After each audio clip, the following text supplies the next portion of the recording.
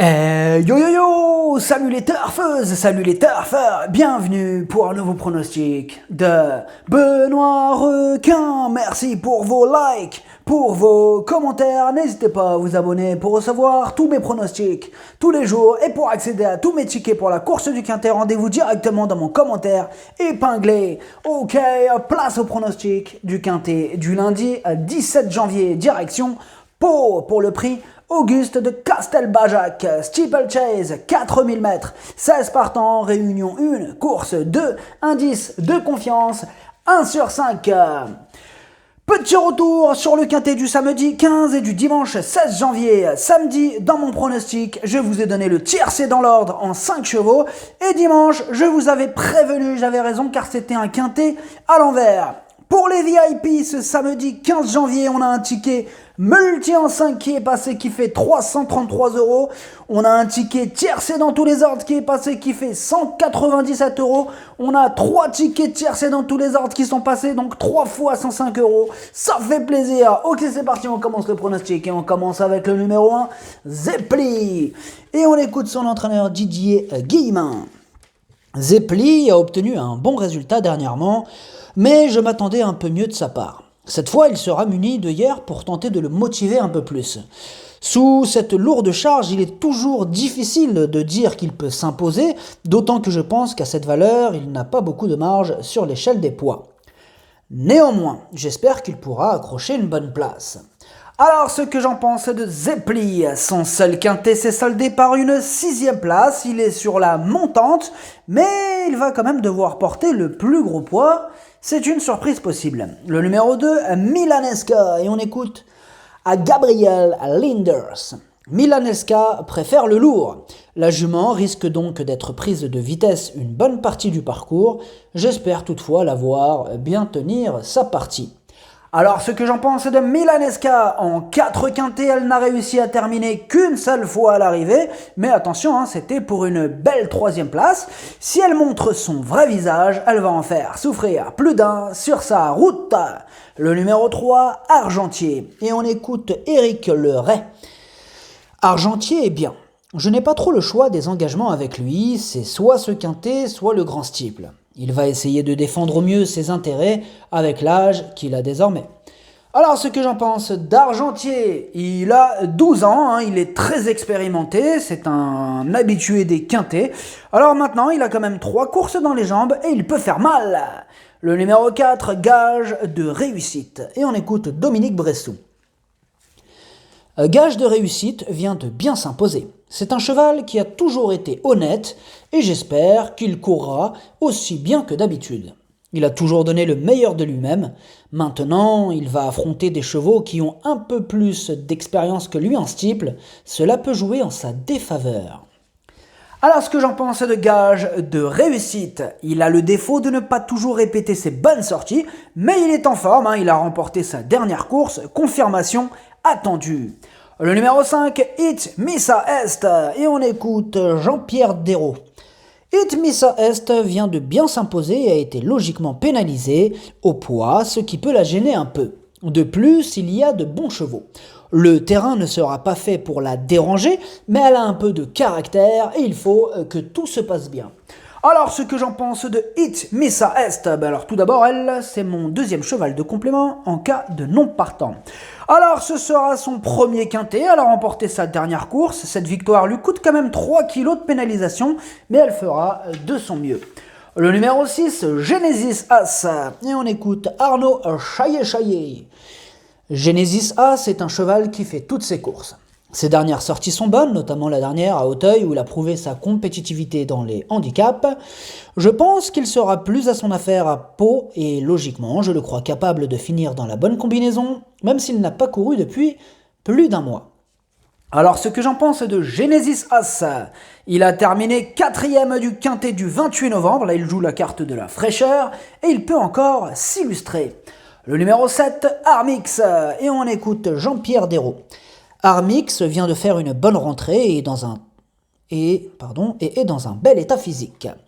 Il va prendre part à son premier quintet et il faut voir s'il est compétitif. Alors, ce que j'en pense d'Armix, il fait preuve d'une louable régularité au niveau inférieur. Bon, ici, il monte de catégorie, mais on doit quand même lui accorder une note de méfiance. Le numéro 8, Havel de Kerbar. On écoute Mademoiselle Anne-Sophie Paco. Havel, le de Kerbar, est très polyvalent et comme on atteste ses performances. Je ne peux pratiquement rien lui reprocher. Lundi, il va participer à son premier handicap sur le steeple, avec une valeur qui lui donne le droit d'essayer avec une chance. Il est resté en belle condition depuis sa dernière tentative et avec un parcours sans encombre, on a le droit d'y croire pour une bonne place. Alors, ce que j'en pense d'Havel de Kerbar. Eh bien, tout d'abord, lui, c'est le 8e de mon pronostic. Alors, Havel de Kerbar, il a terminé 3e de son seul quintet, il réalise un sans faute en steeple, et dans l'ensemble, il est régulier. Attention à lui. Le numéro 9, Défi Doudéry. Et on écoute Michael Mekam. Défi Doudéry a progressé et me paraît bien le matin. J'en profite donc pour retenter le coup au niveau des handicaps. Je ne suis pas sûr que le terrain lourd soit sa tasse de thé, mais la piste devrait sécher. Il ne faut pas le négliger pour une place. Alors, ce que j'en pense de Défi Doudéry, il vient de terminer 4e le jour de sa rentrée à réclamer. Il avait terminé 2e auparavant du quintet du 5 juillet. Des progrès sont attendus sur sa course de rentrée. Mieux vaut ne pas le sous-estimer. Le numéro 10, Goal. Et on écoute Gabriel Linders. Goal est vraiment en bonne forme et dispose d'une chance sérieuse. Le terrain va lui convenir. Alors, ce que j'en pense de Goal, il passe un test à ce niveau, ce sera son premier quintet, mais il a dévoilé d'évidents moyens, encore une possibilité dans ce quintet ouvert. Le numéro 11, Beryl Bay, et on écoute Mademoiselle Camille Pelletier. Beryl Bay réalise un bon meeting. Je ne lui tiens évidemment pas rigueur du contretemps qu'il a connu lors de son avant-dernière course, son jockey se trompant de parcours. Lundi, le terrain s'annonce collant, cela ne devrait pas le dérouter. Son partenaire, Thomas Borin, le connaît désormais et c'est une bonne chose avec lui. Avant le coup, il n'y a pas d'ombre au tableau le concernant.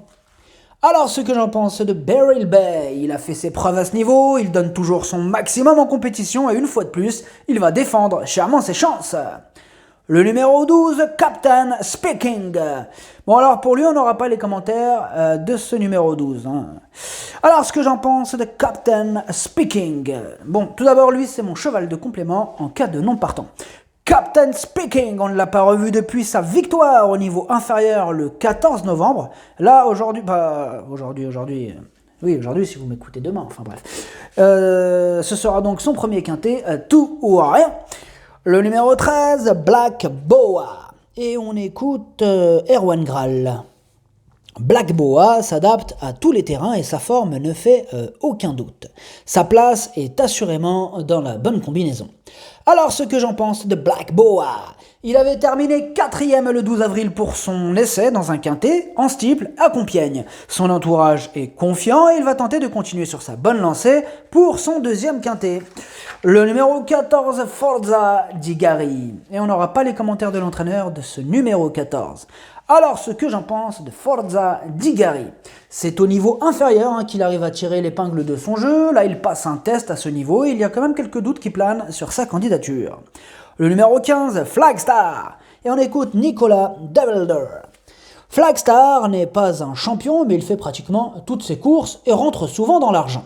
Maintenant, j'essaye à ce niveau car il me semble pas mal situé au poids. Il s'adapte à tous les tracés et tous les terrains. Dès lors, comme sa forme est au beau fixe, j'en escompte une bonne prestation et je ne serais pas surpris de le voir à l'arrivée. Alors, ce que j'en pense de Flagstar, il est pas facile ce quintet, il est bien ouvert. Alors Flagstar, lui aussi passe un test à ce niveau, on ne l'a pas revu depuis le 22 novembre, il a tout approuvé et on demande à voir. Le numéro 16, Funky du Mestival, et on écoute Patrice Quinton. Funky du Mestival m'a un peu laissé sur ma faim dernièrement. Avant le coup, je pensais vraiment qu'il allait disputer la deuxième épreuve, et ici en première, sa tâche s'annonce plus délicate. Il est en forme et essaiera de décrocher une bonne allocation. Alors ce que j'en pense de Funky du Mestival, lui aussi monte de catégorie, il reste sur un échec, et il n'aura pas le droit à l'erreur pour espérer se mêler à l'emballage final. Le pronostic, ça donne 2, 11, 6, 4, 3, 13, 9. Merci d'avoir suivi cette vidéo. N'hésitez pas à vous abonner pour recevoir tous mes pronostics tous les jours et pour accéder à tous mes tickets pour la course du Quintet. Rendez-vous directement dans mon commentaire épinglé. À jouer avec modération. Bonne chance. Choupez-le-moi. Ciao.